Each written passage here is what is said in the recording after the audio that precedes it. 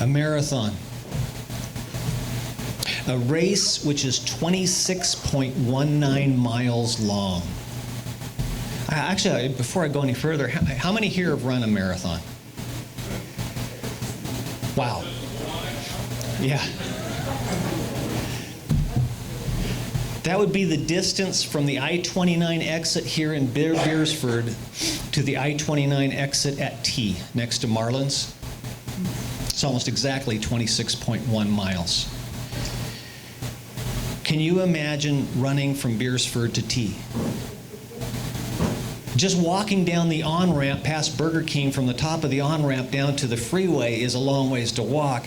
Can you imagine running past the Centerville exit, past the Viborg exit, past the Canton exit, past the the Parker exit, and finally getting to Canton, still running, still pursuing a goal?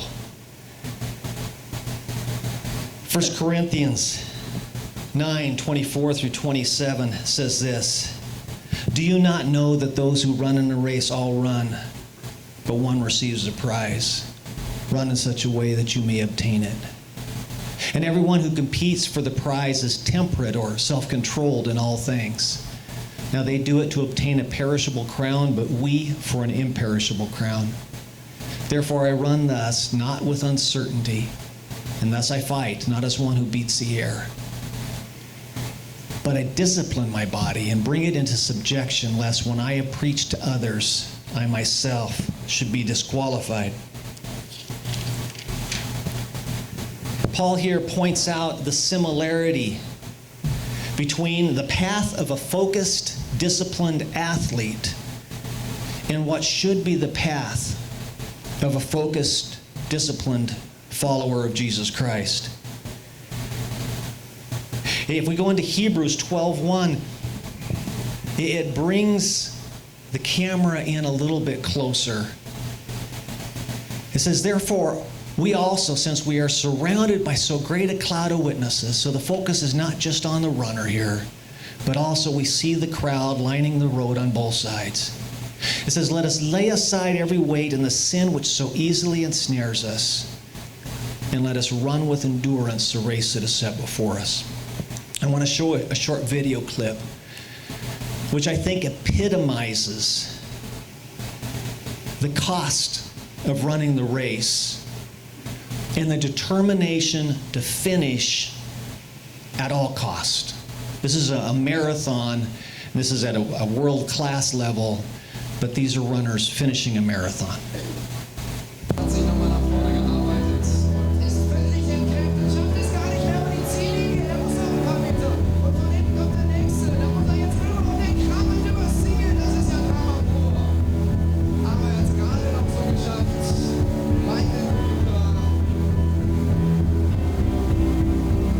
Since we are surrounded by so great a cloud of witnesses, let's run with endurance, even when there's nothing left.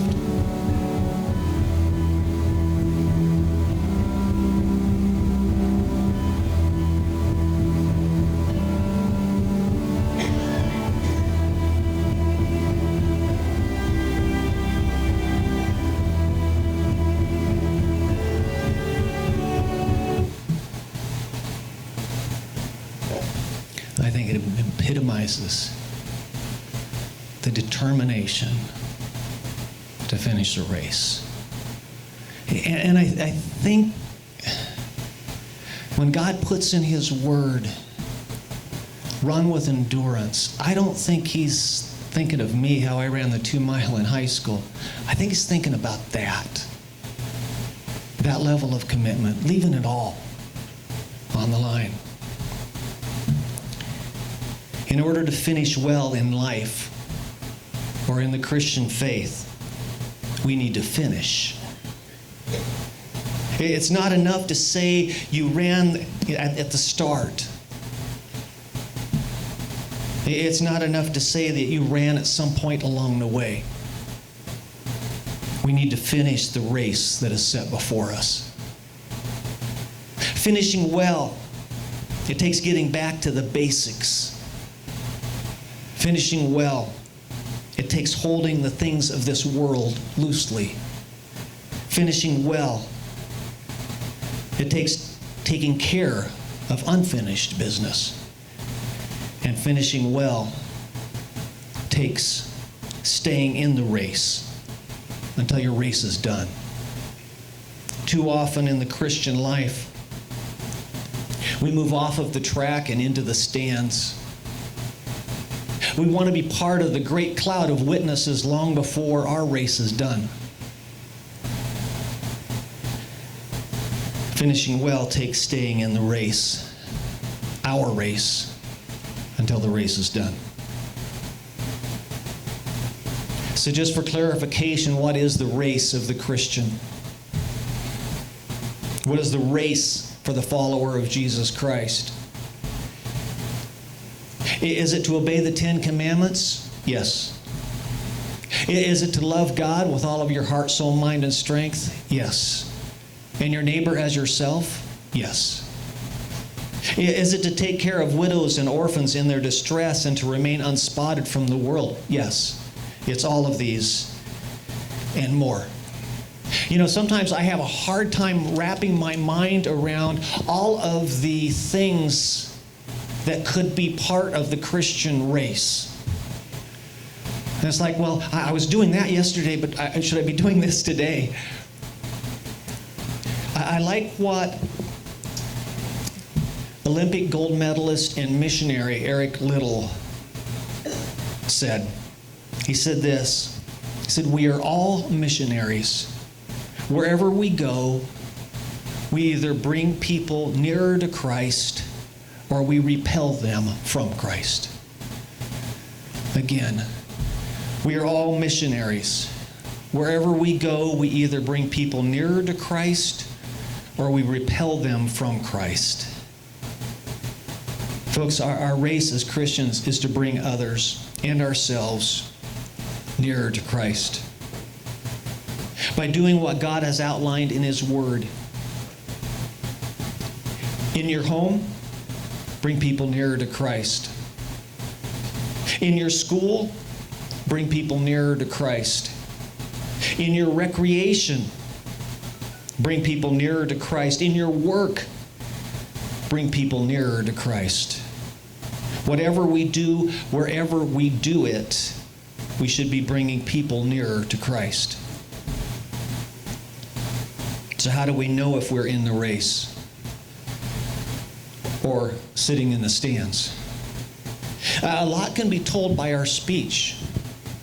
Do we talk of successes of bringing people nearer to Christ in the past tense? I can remember telling my neighbor friends, they were more my friends after I got saved. Before I got saved, it was more problems. But the boys that lived next door, I can remember telling them that God was coming back and they needed to get saved and they needed to get right with God.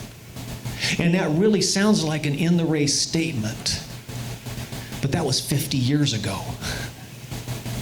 And if that's all I got, I've been sitting in the stands for a long time. In the race is statements like, "Would you please pray for me? There's this person that I met at work and I really want to make an influence in their life for Christ, but I'm afraid I'm going to blow it. Could you pray for me?" That's being in the race. That's actively looking at the opportunities that God has given you to make a difference, to draw somebody nearer to Christ and pursue it. Most of us can talk about athletic races or athletic events in the past because when we were in school, when we were younger, we actually did those things. We may still be regretting them in our bodies. In the Christian life, that shouldn't be the case. We should actually be getting stronger in the Christian life. We should actually be getting more disciplined in our race in the Christian life. But what about age? Isn't there a point when we are too young or too old to be in the race? No. When the definition is bringing people nearer to Christ in obedience to Christ. From the 3-year-old girl, anybody remember that little video? The 3-year-old girl who's got the 23rd Psalm memorized? Stands out in my memory because she was like, what's that? Shirley? Shirley Goodness? No, not ready for Shirley yet. Shirley? From the 3-year-old girl who's got 23rd Psalm memorized to the 90-year-old man who's talking to his hospice person about Christ. We can run the race. We can actively be making a difference at any age.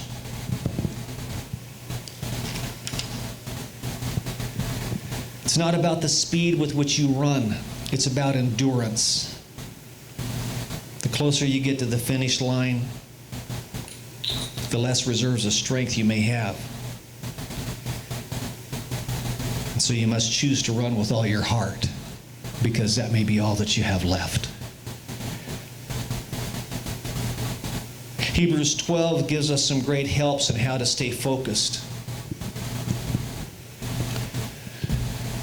Therefore we all, since we are surrounded by so great a cloud of witnesses, let us lay aside every weight and the sin which so easily ensnares us, and let us run with endurance the race that is set before us, looking unto Jesus, the author and finisher of our faith, who for the joy set before him endured the cross, despising the shame, and has sat down at the right hand of the throne of God. I actually want to go back one.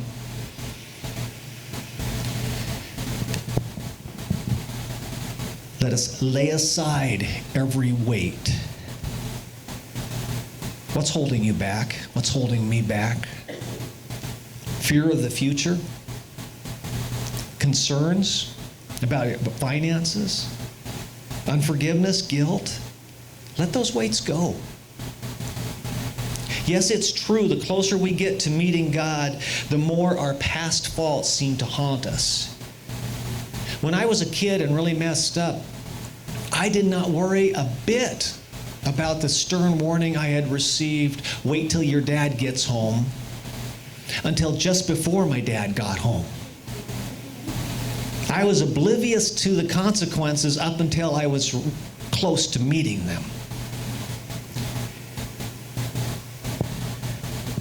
As a believer, you may find that the closer you are to meeting Christ, the more the past troubles you. God has a solution for that. It's called forgiveness. If you have already confessed those sins, stop carrying the burden of them. And you may be like me, where you tend to go ahead and pick that burden up again after you've apologized for it 10 times, 100 times. And yet you seem to pick that up again, and it bothers you. Let's really look at it, though. Does your guilt over past confessed and forgiven sin help you draw people nearer to Christ? Or does it just remind you that you're unworthy to do that? I don't know about you, but I know in my life, it's usually the enemy trying to convince me that I am not worthy of reaching anyone for Jesus Christ because of what I've done in the past. Things that are already confessed, things that are already forgiven. And so for me, what I have to do is just run all the harder, is just ignore that. Just remind myself, and the enemy, if he's listening, that Christ already paid for it. It's already laid down at the foot of the cross. I am forgiven. Those sins are as far away as the east is from the west, and I can run the race that is before me with confidence. Let us lay aside the weight and the sin which so easily entangles or ensnares us. Think about it. That runner which we witnessed earlier was not carrying anything extra, and yet she barely finished the race. Do you think she could have finished it all if she was trying to carry 3 12-packs of Mountain Dew, 100 Snickers bars, 5 smartphones, and a big screen TV? No. The race is difficult enough, folks. Our lusts, our covetousness, our lies, our thefts, our adultery, our idolatry, our hate, and our violence. Those things are not only weights, they are chains. Great big log chains that tangle our feet, tangle our mind, and prevent us from running or even walking the race.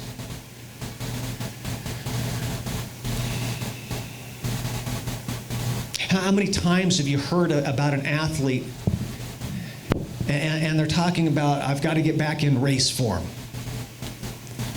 I got to start watching what I'm eating and start exercising more. I got to get back into it.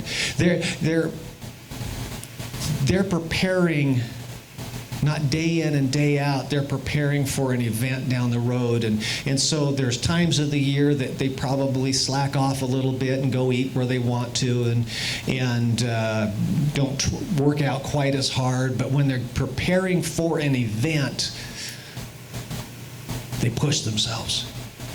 They discipline themselves. They stop doing some of the things that they were doing before. Folks, in the Christian life, we are running the race day in and day out, and I recognize that's hard. And when God tells us He doesn't want us to sin, it's not just that we are breaking His commandments and breaking His laws and breaking His heart and grieving the Holy Spirit. Sin doesn't do well for us running the race. Sin distracts us. Sin weighs us down. Sin confuses us. Sin causes us to lose our track. While preparing for this, I was watching some marathons, and there's one, and I can't remember where it was. It's considered one of the hardest marathon-type races anywhere ever.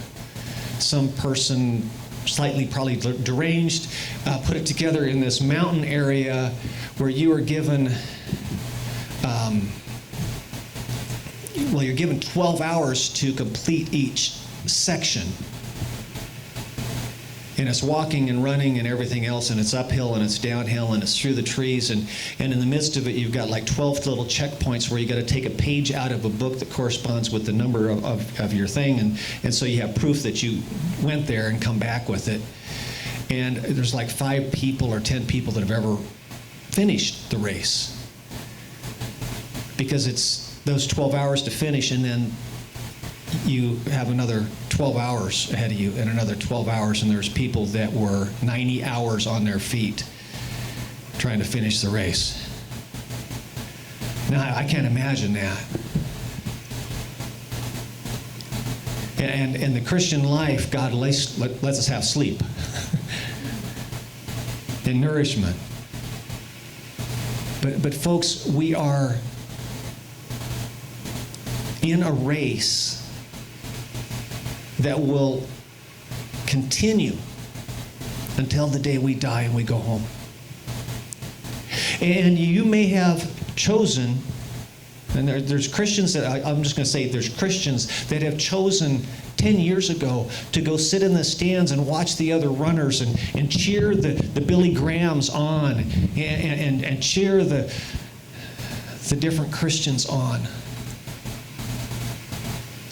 And they cheer the Chinese Christians, and they cheer the Iranian Christians, and they cheer the others on.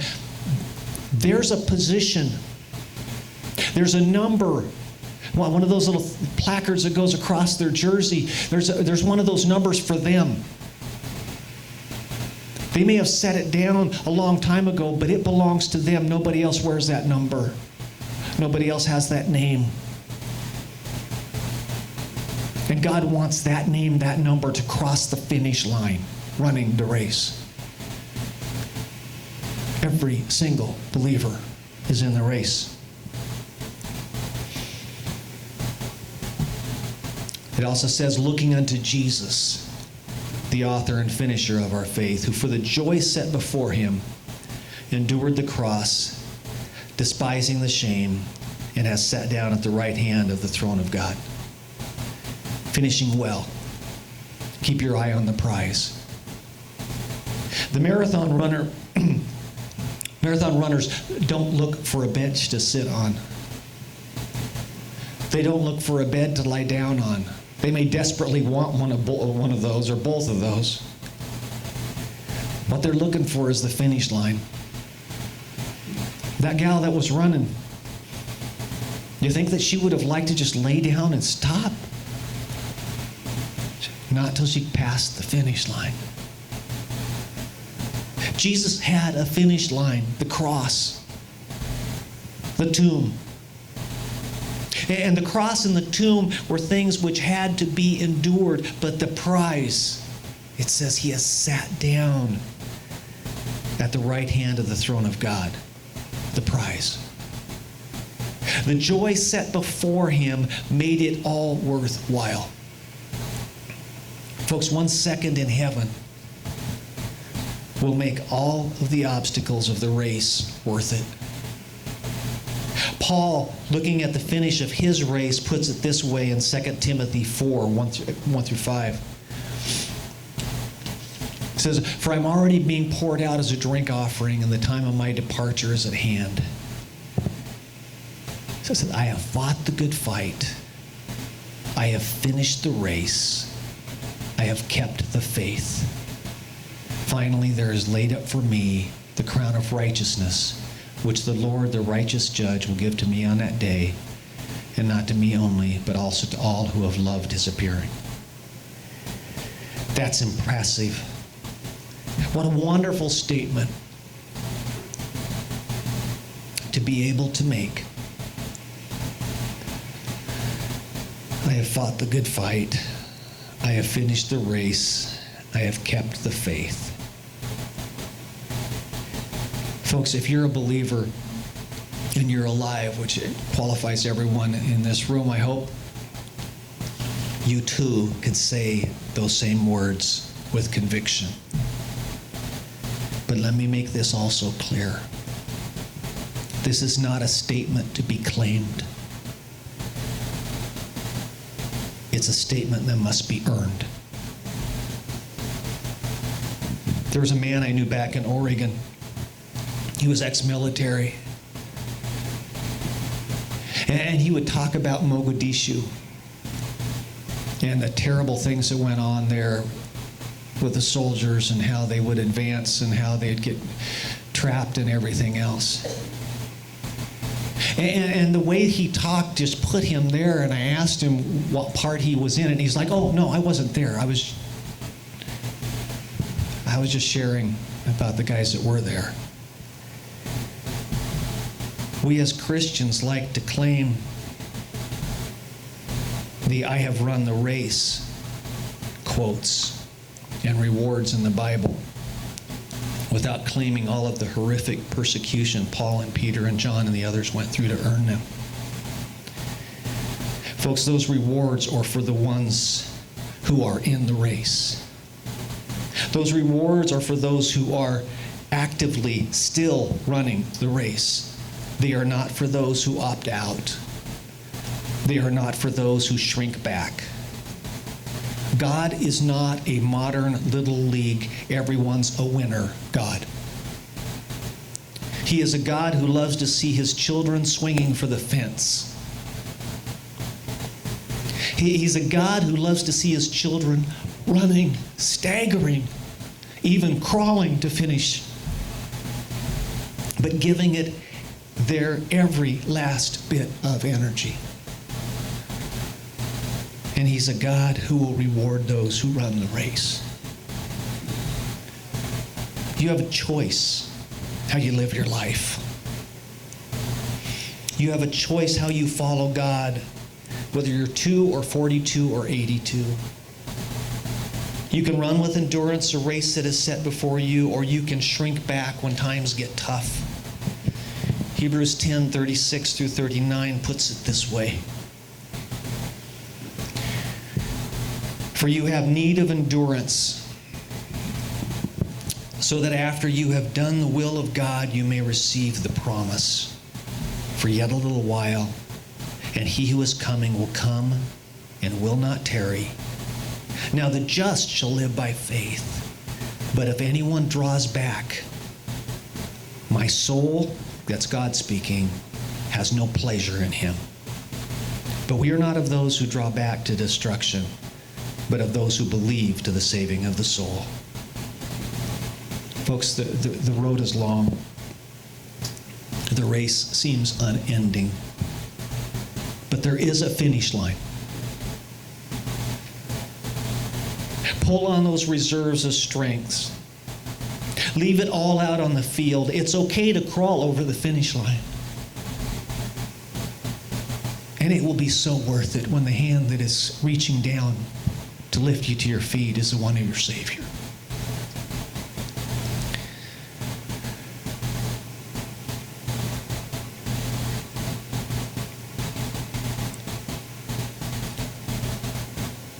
The marathon's tough.